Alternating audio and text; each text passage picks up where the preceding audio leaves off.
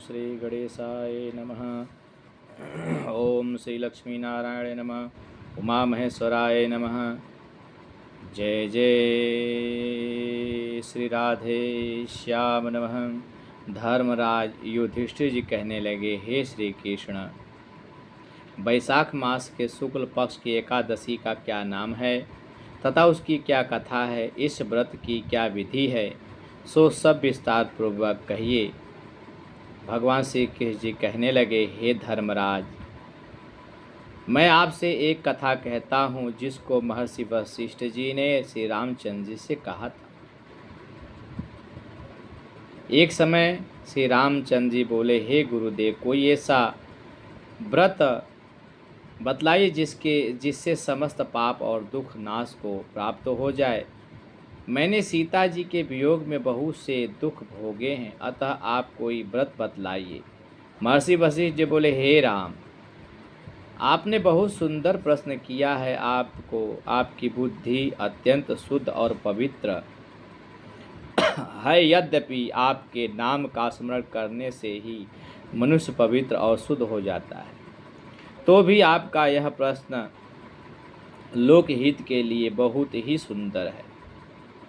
वैशाख मास में जो एकादशी आती है उसका नाम मोहिनी एकादशी है। इस एकादशी का व्रत करने से मनुष्य सब पापों से तथा दुखों से छूटकर मोह जाल से मुक्त हो जाता है। अतः यह व्रत दुखी मनुष्यों को अवश्य करनी चाहिए। बोलो श्री लक्ष्मी नारायण भगवान की जय। इससे मनुष्य के सब पाप और दुख नाश को प्राप्त हो जाते हैं। अतः आप इसकी कथा एकाग्रचित होकर ध्यानपूर्वक सुनिए। सरस्वती नदी के किनारे भद्रावती नाम का एक नगरी थी। वहाँ पर धूतिमान नामक चंद्रवंशी राजा राज करता था।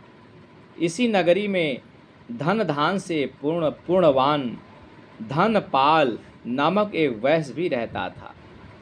वह अत्यंत धर्मात्मा एवं विष्णु भक्त था। उसने नगर में अनेक भोजनालय, प्याऊ, कुआं, सरोवर, धर्मशाला आदि बनवाए थे और सड़कों पर आम, जामुन, नीम आदि के अनेक वृक्ष लगवाए थे। उस वैश्य के 5 पुत्र थे।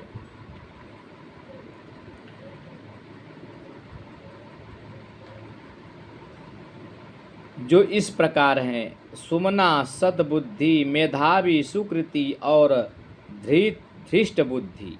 इनमें धृष्ट बुद्धि नाम वाला 5वां पुत्र महान पापी था। वह पितर आदि को नहीं मानता था। वह वैश्याओं और दुराचारी मनुष्यों की संगति में रहकर जुआ खेलता, पर स्त्रियों के साथ भोग विलास करता तथा मद्य मांस का सेवन करता। इनके अतिरिक्त अन्य अनेक कुकर्मों में भी वह अपने पिता के धन को नष्ट करता था। वैश्याओं के साथ उनके गले में हाथ डालकर फिरता रहता था। इन्हीं कारणों से उसके पिता, भाई तथा कुटुंबियों ने उसको घर से निकाल दिया। बोलो श्री लक्ष्मी नारायण भगवान की जय। और उसकी निंदा करने लगे। घर से निकाल देने के बाद वह अपने गहने और कपड़े बेचकर निर्वाह करने लगा। जब सब धन नष्ट हो गया तो वेश्याएं और दुष्ट संगति साथियों ने भी उसका साथ छोड़ दिया। अब वह भूख और प्यास से अत्यंत दुखित रहने लगा। अत्यंत अन्य कोई सहारा न देखकर वह चोरी करने लगा। एक बार वह पकड़ा गया, परंतु राज कर्मचारियों ने उसको वैश्य का पुत्र जानकर छोड़ दिया। मगर जब दूसरी बार वह फिर पकड़ा गया तो उन्होंने उसे राजा के सामने उपस्थित कर दिया। राजा ने उसे कारागार में बंद कर दिया। कारागार में राजा ने उसको बहुत दुख दिया और कहा कि तू मेरी नगरी से निकल जा।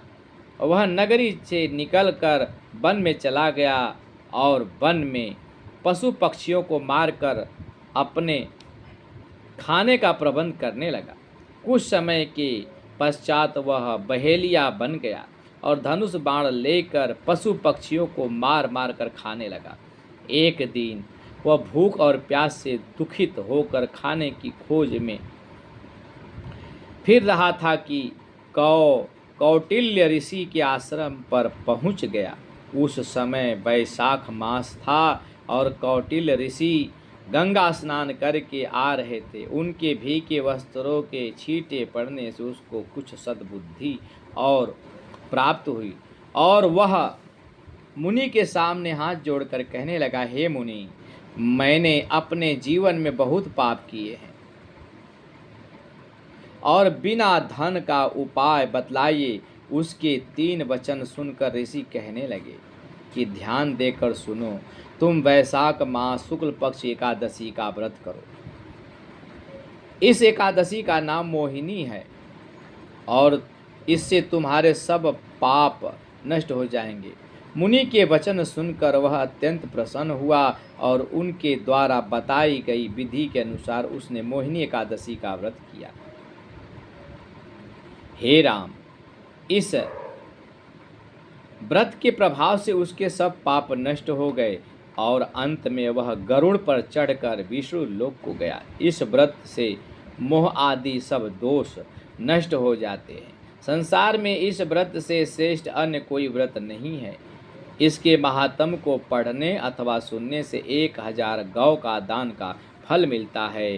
बोलो श्री लक्ष्मी नारायण भगवान की जय। बोलो उमा महेश्वर भगवान की जय।